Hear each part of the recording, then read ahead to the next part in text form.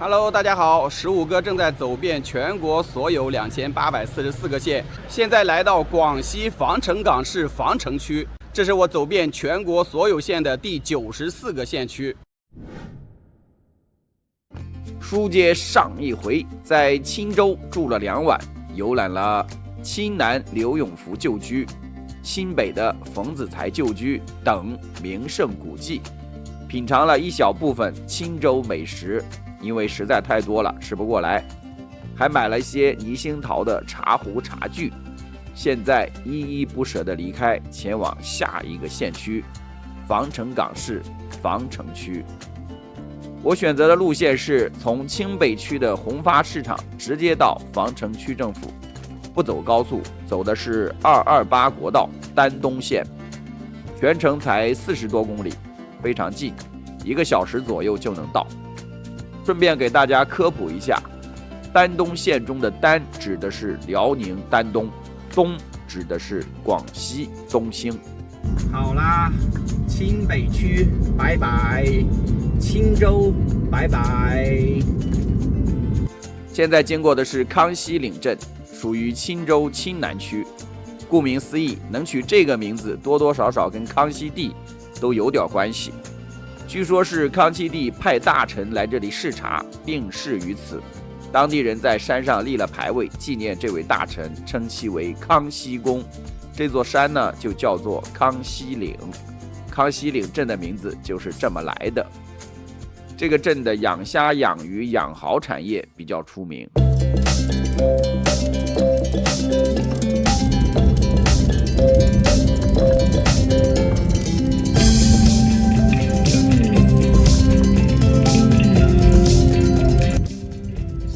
准备过毛岭大桥，这条桥就是防城港和那个钦州的分界线啊。这个桥正在修路，单边单行道。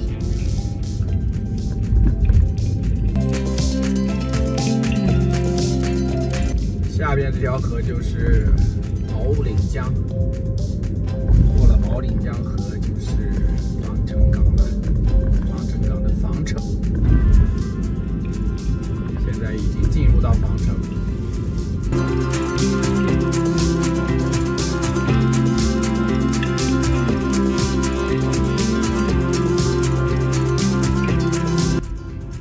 防城区是我走遍中国所有县的第94个县区。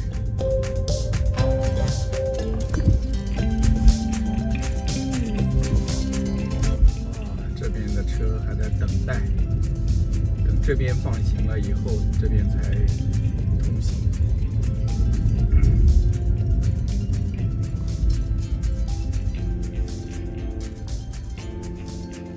哎呀，趁着堵车，赶紧喝点糖水，刚刚打包的。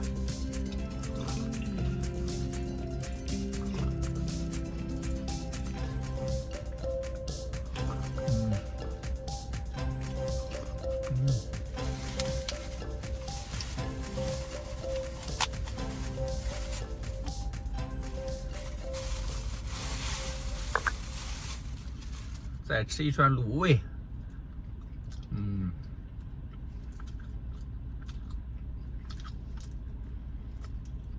真香啊！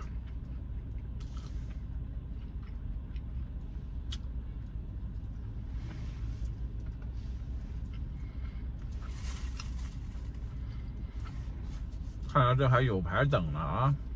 前面多好长啊！正好给时间我吃吃喝喝，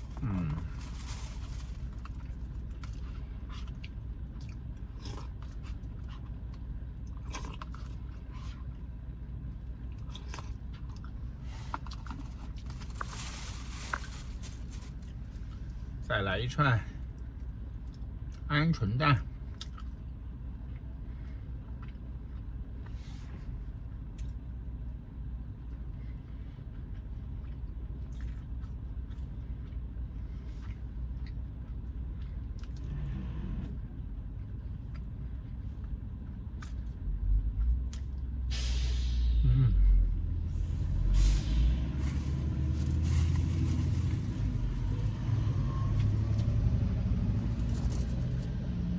真香啊！好，开始通行了。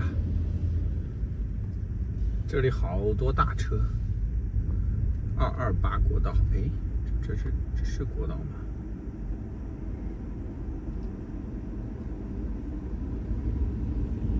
超级多大车！我的天哪！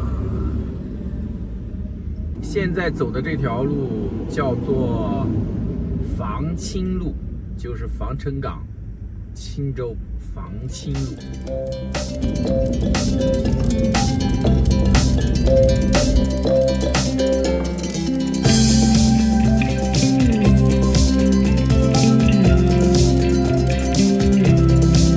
开到这里，看到有条小河，下来看一下牛栏山村。这条河叫冲仑江，冲击的冲，李黑加仑的仑。虽然不大啊，但是风景还是蛮漂亮的啊。现在刮着风啊，好凉快，好舒服啊。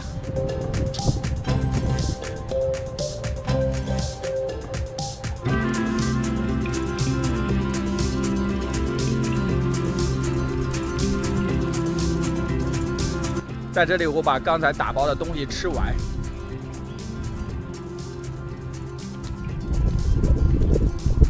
现在继续赶路。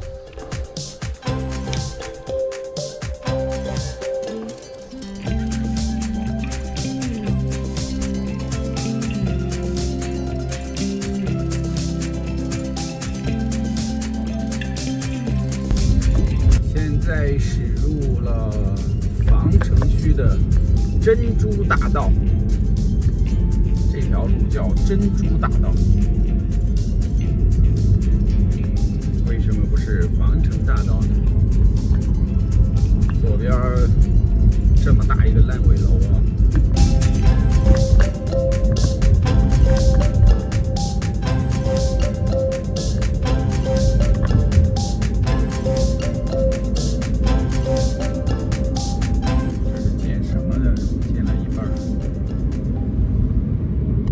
建的就是跟现在这个的是一样的，但是没建好。小朋友你好15哥哥，什么？旅途愉快。旅途愉快。OK， 现在我过去防城区政府视察一下防城区的政府大楼建得怎么样。去的路上简单介绍一下防城区。防城区是防城港市下辖区，总面积2426平方公里，东南接钦州，南至港口区，濒临北部湾，西南达中越边关东兴市，与越南山水相连，西北边是上思县，既有陆地边境，也同时临海。这次我的目的就是从东兴出发，沿着边境走边境的县区。没有想到的是，防城区居然也有一段边境，也算是此行的第一个边境县区了。防城这个名字最早在历史上出现于宋朝，也有说是明朝。顾名思义，防城的意思就是防守之城、戍守之城，用来抵御倭寇、海盗，是边疆军事防御的要地。新中国成立后，这里有段时间属于广东管辖，后来划给了广西。以前还叫过防城各族自治县。60年代末，为了运送援助越南的物资，开始兴建港口，这就是著名的海上胡志明小道，从此就有了防城港。1993年设立地级防城港市，下设防城港口2个区。1996年，防城区又划了3个镇出去，成立了东兴市。防城区的人口45万，2023年的 GDP 是158亿，在防城港市4个县区中排名第2，跟排名第1的港口区的差距还是蛮大的。防城区是中国的金花茶之乡、八角之乡、肉桂之乡。防城区最有名的名人就是黑旗刘永福。据说刘永福是在这里出生的。我游览防城区的时候，防城区的区委书记是陆海滨，区长是龚发明，非常之年轻，还不到40岁。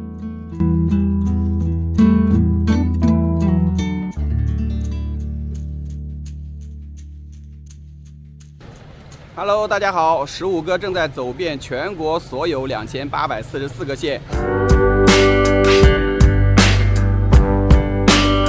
现在来到广西防城港市防城区，这是我走遍全国所有县的第94个县区。我背后的就是防城区人民政府的大门。现在我们走进去看一看啊。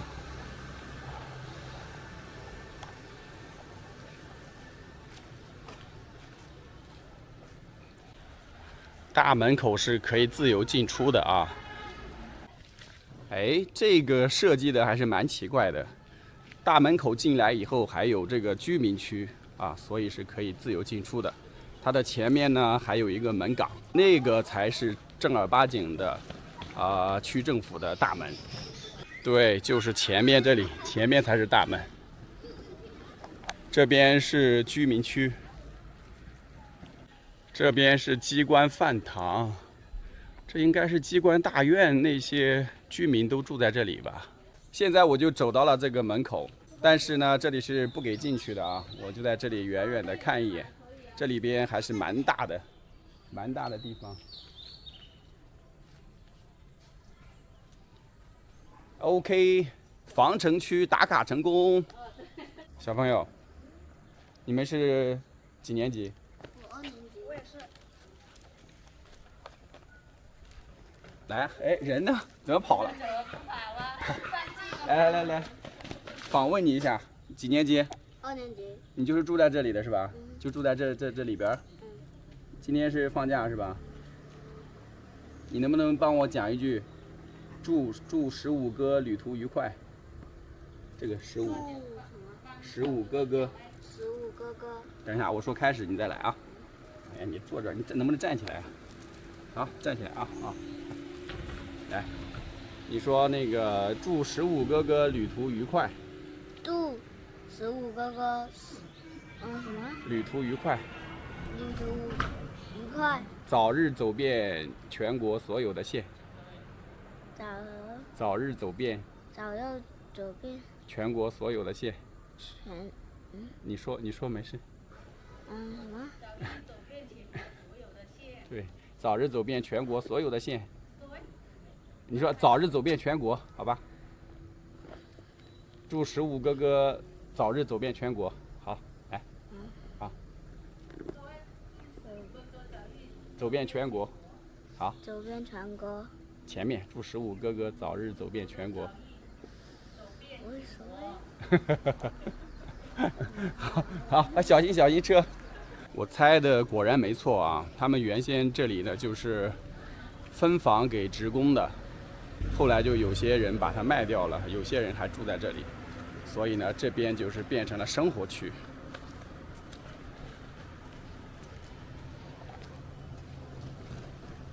所以前面的那个大门口呢就可以自由的进出，后面那个门呢就是政府的办公区域，就不可以随便再进出了。防城的朋友，你们好吗？我们很好，15哥好，欢迎来防城。好的，谢谢你们。你们生活的都还好吧？都幸福吧？我们都很幸福，都很开心。那就好，我们以后都要幸福啊！好的，我们都要幸福。这条路叫群星大道，也是210国道。哎，走着走着，这条路怎么又变成这个金花茶大道了？这条路好走哦，好快呀，路修的也好。金花茶大道。这应该是快速通行路啊。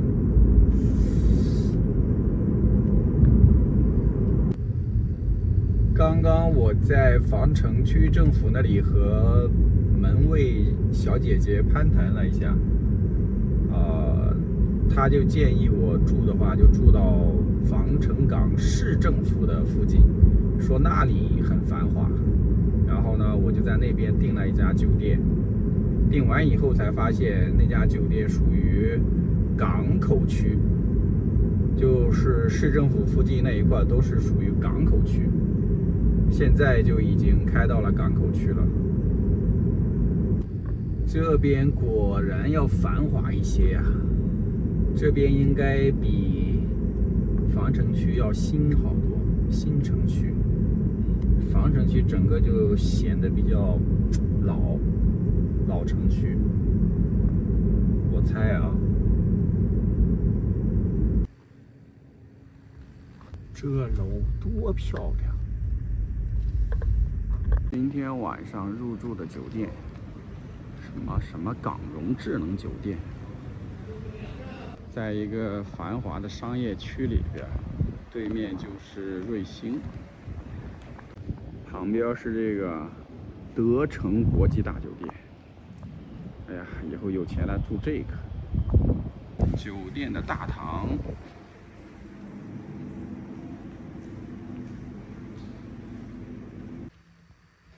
OK， 进到房间里了，就是这样子，不到200块钱的房间，还行吧。在这里正好能看到德城国际大酒店。哎呀，真的要住这个酒店才行。早上起床开始下雨了。本来都不太想动，终于找到了一个合适的借口。等雨停了再出去逛。转眼间狂风暴雨啊！这还能出去吗？我今天还有任务没完成呢，老天爷！看看现在这个雨下的，刚刚还打雷。好大的声音呢，炸雷！本来早上我有机会出去的，想着偷个懒，结果没想到就变成这个样子了。不过这海边的城市，雨来得快，应该也去得快吧。雨一停，我一会儿就赶紧出去。不知道命运是什么，才知道什么是命运。我在网上第一次看到这句话就深受触动。网上说这句话是出自史铁生的《戊戌笔记》。现在网络上很多名人名言的出处都不太靠谱，为此我还专门找到史铁生的这本书读了一下，确认是出自这本书没错。书中还提到一个叫欧的女孩，有一段话是这么说的：如果你站在4岁的欧的位置瞻望未来，你会说他前途未卜，你会说他前途无限。要是你站在他的终点看这个生命的轨迹，你看到的只是一条路，你就只能看见一条命定之途。所有的生命都一样，所有的人都是这样。这句话我的理解是在解释宿命论，人生的一切都是命中注定，但是在人生开始的时候，所有人却都不知道命运将是如何，眼前是一片混沌，充满了迷茫和虚无。既然如此，为什么还要循规蹈矩？无论怎么选择都是命中注定，那为什么不大胆一点呢？我现在正在走遍中国所有的县，就是要打破社会为我预设的剧本，在混沌中迈出一步，用行动去对抗虚无和迷茫。我要证明命运不是被预先书写的答案，而是用脚步提出的问题。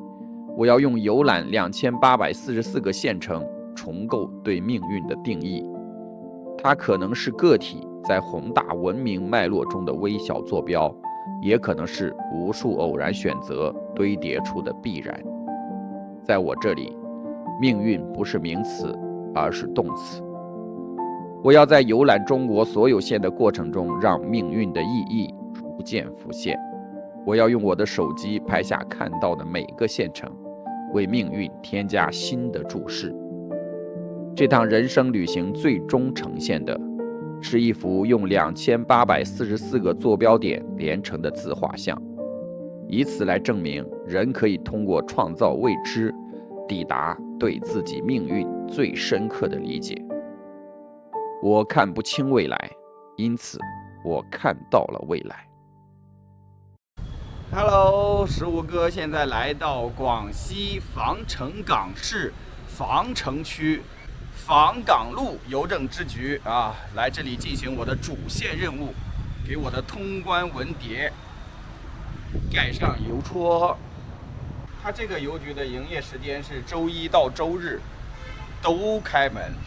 之前我在北海铁山港区的时候，那里的邮局是周日休息。这里的邮局是周一到周日都上班，这全国各地也不统一啊！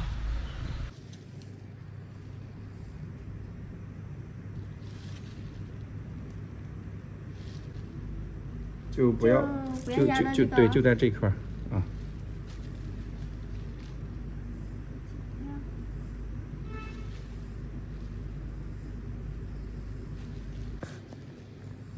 手机可能比较小，对，盖在脸上。我要去网上买个木锤。对，我看到人家都带一个锤来，嘣的一声敲，就很贴心。对，下次还盖了几个旅游戳。758。意外收获一套生肖的邮戳。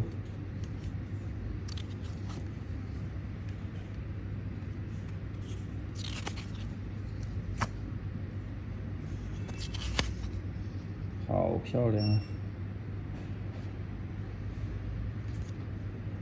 OK， 15哥走遍全国所有县第94线广西防城港防城区，通关顺利。到了防城港市防城区，了解了一下防城港市的历史，我才知道，这座以港口命名的城市，原来以前是没有港的。自古以来，很长一段时间里，这里就叫防城。那么后来这个港是怎么来的呢？这事儿真的是小孩没娘，说来话长。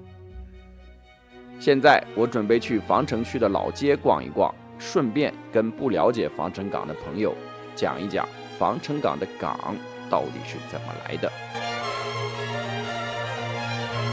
要讲防城港的港，就不能不提中国的小老弟越南和越南当时面临的紧张局势。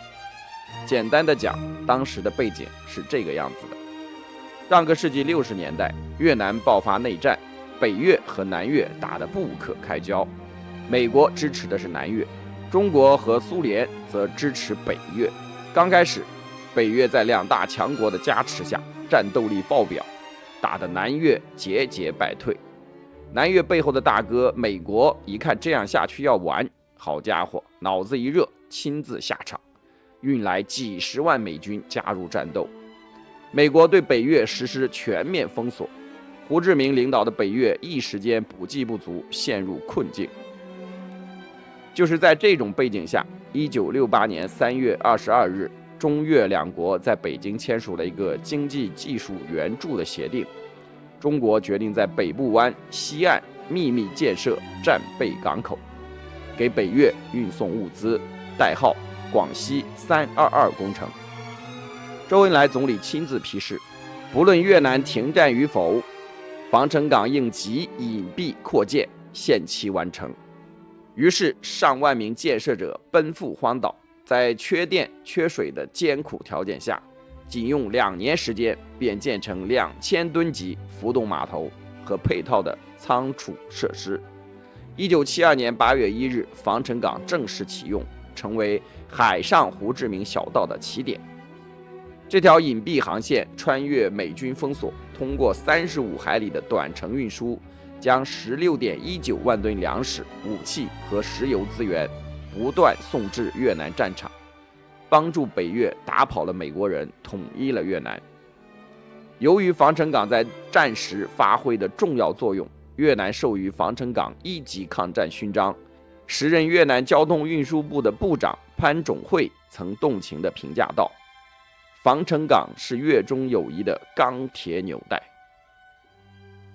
”1973年战争硝烟散去以后，建好的防城港并没有就此沉寂，而是发挥了更大的作用。1975年，广西首个1吨级深水泊位在防城港落成，结束了广西没有1吨级码头的历史。1977年12月1日，在防城设立了防城港镇。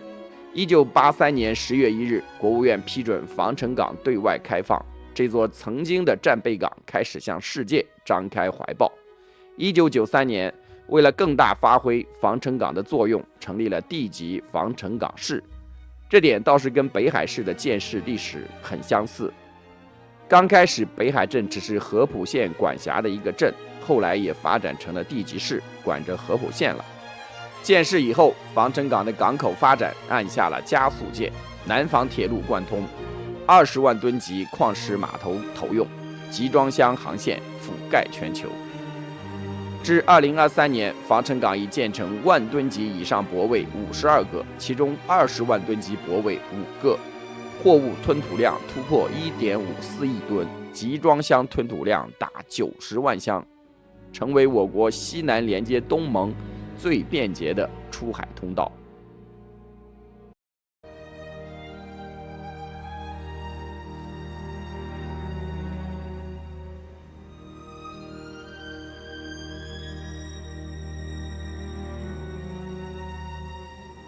值得一提的是，中国和越南之间还有一个小插曲。在防城港建好之后的几年间，随着中国与苏联之间的关系恶化，至于关系为什么恶化，那就是另外一个故事了。再加上越南领导人胡志明去世，国际时局又发生了巨大的变化。胡志明的接班人更加亲近苏联，在苏联的怂恿和支持下，我们曾经如此关照的小老弟，后来竟然背刺我们一刀，不断对我们挑衅，是可忍孰不可忍。1979年，我们出兵越南，把越南胖揍一顿，10年对越自卫反击战爆发。这场战争中，你们知道最令人气愤的是什么？越南这个白眼狼在跟我们打仗的时候，用的还是当初我们援助他们的装备和物资，而这些物资很多正是通过防城港运送过去的。在这10年间，昔日为了给越南运送物资而修建的防城港，变成了我军的后勤保障港，储备军事物资，并把物资运到前线。从这方面来看，防城港既是冷战时期国际主义援越的见证者，又是中越关系从对抗到合作的参与者。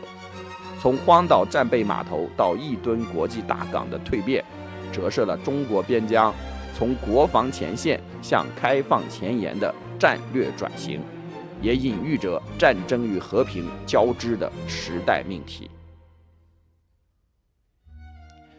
不过话又说回来，现在中越关系早已恢复正常化，双方又可以手拉手谈笑风生了。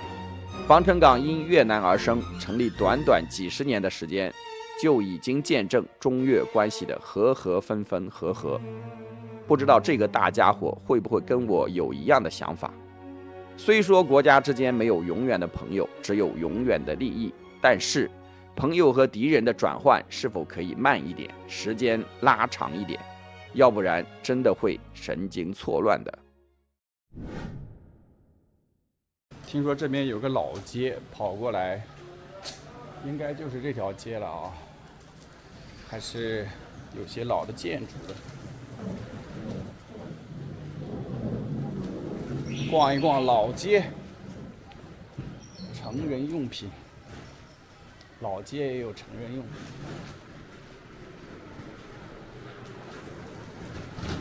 二叔公牙科，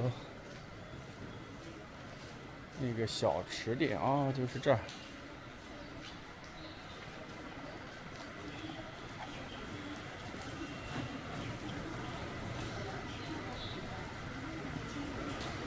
现在还有的吃吗？哦，几点钟到几点可以有的吃？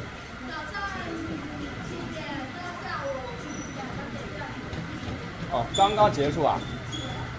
哦，早上7点到下午2、3点，没得吃了。就是导航到这个纳凉小吃店过来的。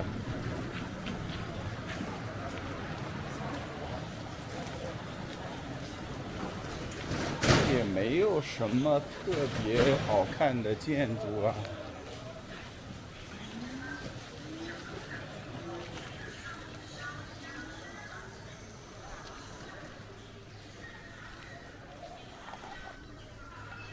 你说它是老街吧，它又不够老啊，就30年前大概。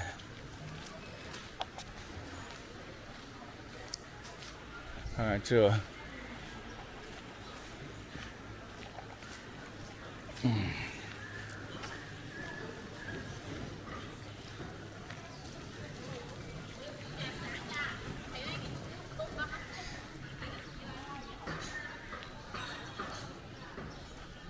好像也没啥好逛的呀。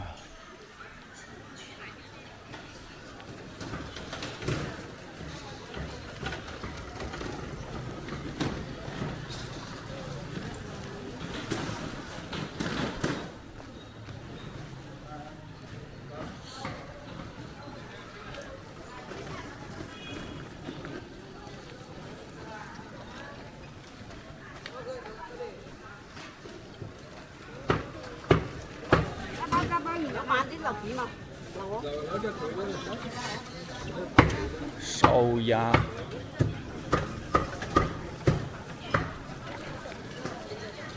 脆皮狗肉，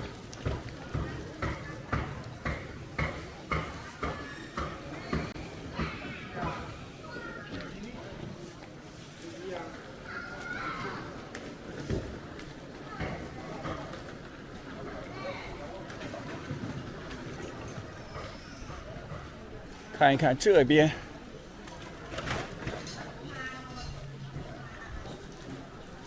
哦，这里有一些老的建筑啊。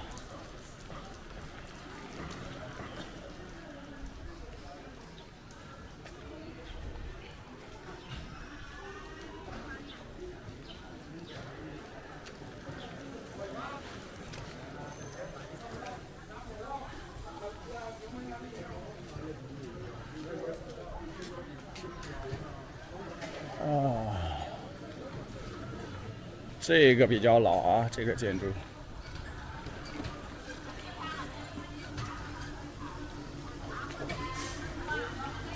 拍一下。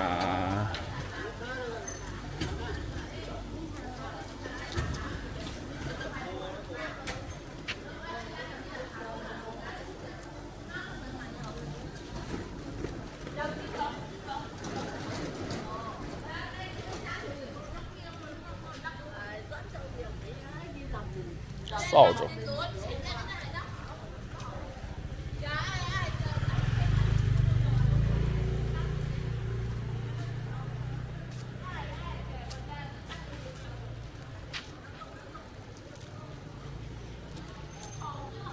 基本上就是这样子了。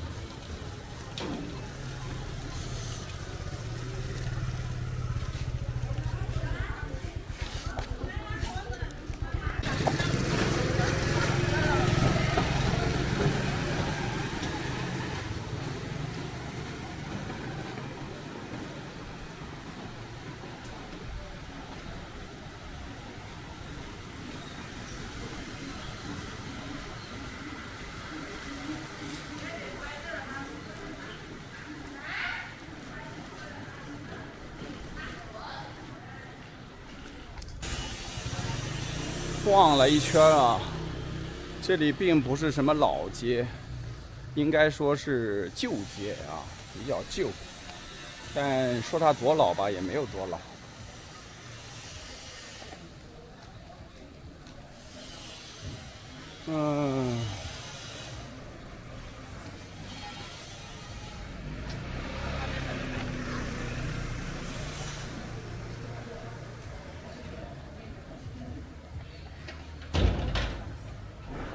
臭豆腐。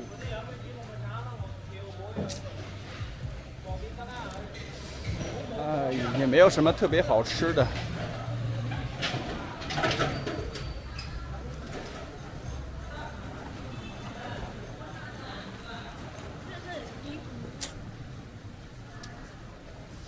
有一点点失望呀。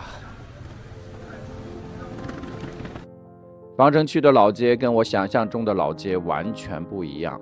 按照我的想象，这里应该是非常热闹的，最起码应该有很多那种在其他地方的老街都可以看到的店铺，就是那种卖地方特色小吃特产的店铺，或者卖全国各地小吃的那种店铺。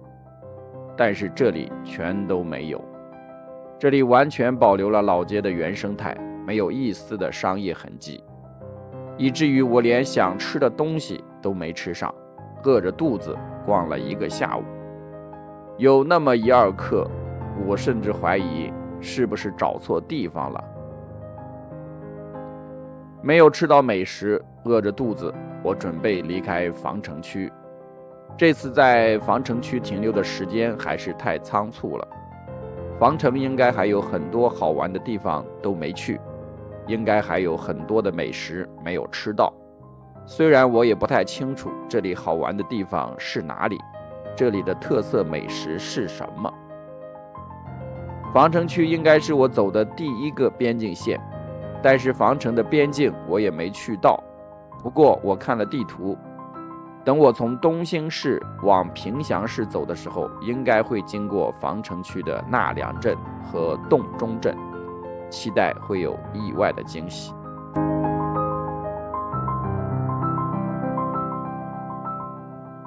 OK， 带着遗憾离开防城区，现在前往港口区。防城，再见。